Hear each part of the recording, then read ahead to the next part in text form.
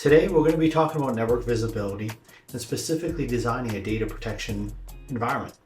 I'm going to show this network visibility through a Palo Alto Networks firewall, leveraging what is called a virtual wire, a bump in the wire.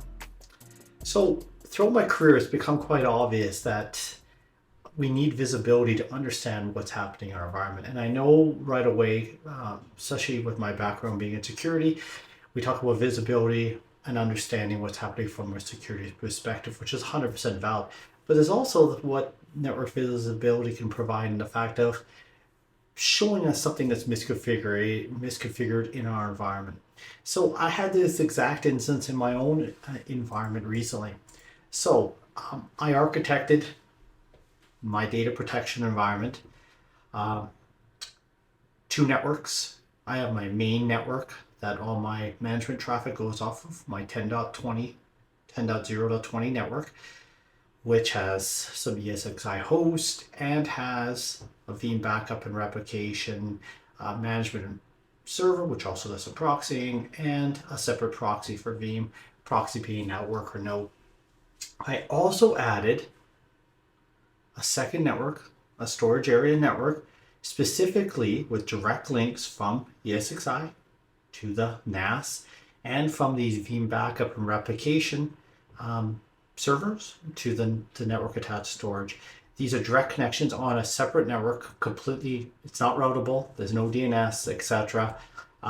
So the premise here obviously is, why have traffic from your NAS going all the way through your firewall and through different being routed? We don't need to route it if we have the ability to add second cards and second cards, creating a second network and have that direct connection. So that's what I've done. So all my traffic should be going through my 10.50 network. I should be, for ESXi, the images are kept on the network attached storage. And when I'm backing up traffic from Veeam, it should be going through this direct link, not through the 10.20 network, and the firewall should be seeing it. Why do we not want this? Another reason why simply is we don't want to overwhelm that firewall with a bunch of traffic we don't need to, it doesn't need to process. It's straight backup traffic. So to accomplish this, I took that same topology and I purchased and I put a Palo Alto Networks firewall in what's called virtual wire mode, which is no layer 2 or layer 3. Is a bump in, we call it a bump in a wire. One cable in, one cable out. We apply policy, just allowing traffic in and out, provides us visibility. And if we need to, we can actually start to block some traffic. So one of the beauty of this is that I don't have to add a Palo Alto Networks to my network to get that visibility. I don't have to change everything, redo all my layer 3. I don't have to replace my current firewall. I can just add in right behind, like I've done here. So just so we're clear on what a virtual wire is, as I mentioned, port in or cable in into the port, cable out, it connects two different cables together with having the ability to create that policy. So I set up my Palo Alto Networks, I have it all running, and then I started looking at, and again, we focus on Palo Alto Networks thinking, oh, security, what are the threats, etc. coming in? But the biggest thing about a Palo Alto Networks firewall, it's an application-based firewall. It identifies the application, so it understands the traffic coming in and out of your network. So instead of, again, focusing on the security side, if we focus on the network side, and I look at, through my application command center, the central repository, the central look, if you will, into my network, and I focus on the last 24 hours, I see my number one application on my network is NFS traffic. It's my backups. It's my backups going to the NAS. It's an NFS share. But the only way I could see this from the Palo Alto Networks firewall is if all this traffic is going through the 10.0.20 network to come over. They're not using the direct links. So this got me really thinking about, what did I actually misconfigure?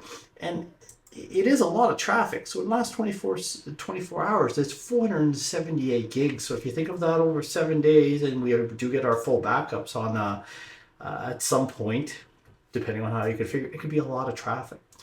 So I started thinking about how I had this configured.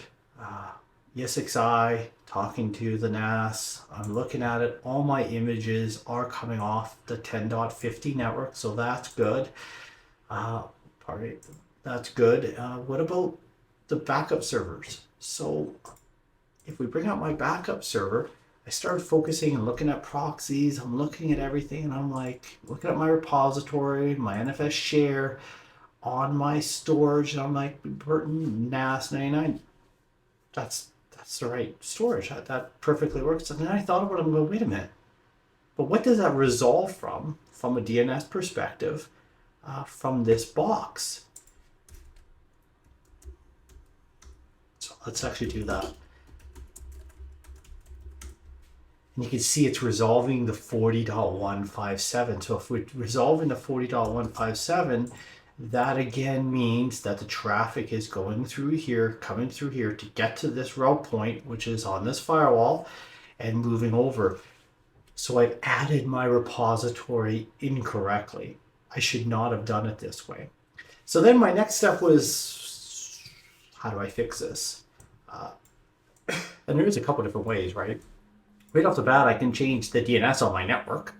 I can go onto the DNS servers and change it, but I started thinking about this is that only a few servers actually have access to the .50 network, and then if I change that, then all the other servers on another network are not going to have access. And I have probably a lot of other services configured using the .20, so we don't want to do that. I could go back to my Veeam backup replication server and re-add the repository using an IP address. I didn't have to use a DNS name. Best practice, you use a DNS name, but I don't have to. That will work. The new repository will scan and see all the backups, but I may have to remap jobs where I have to say this job is there because it's probably going to think it's a new repository regardless. So then I thought that the third solution here is probably the simplest, and that's just, why don't I go on to the Veeam servers itself, the VBR server, the proxy server, any of the servers that are talking on this .50 network that are required to, from a Veeam perspective, and make sure that their DNS, just by editing the host file, points to the .50. And I also thought about this a little bit more, and while I have two IP addresses on the .50 network for the NAS, I said, well, why not use load balance it, like a manual load balance, and say, I'm going to have my ESXi host all go to the 50.11, and I'm going to have the VBR servers all use the 50.12. So I'm going to reconfigure that now, and we're going to see what that looks like. So part 2 coming.